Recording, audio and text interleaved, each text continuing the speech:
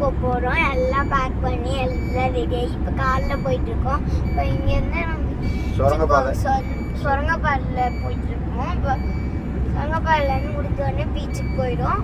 பீச்சுக்கு போயிட்டு குளிச்சுட்டு அப்புறமா ஷவர்னு இருக்கா அதில் குளிச்சுட்டு வந்து கோயிலுக்கு போனோம். அந்த நம்ம வந்து பீச்சுக்கு வந்தாச்சு.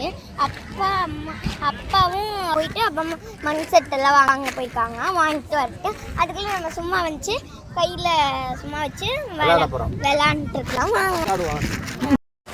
ஹாய் ஃப்ரெண்ட்ஸ், இப்போ வந்து இப்போ வந்து பீச்சில் வந்துட்டாச்சு. உள்ள வந்துட்டு இப்போ மண்ணில்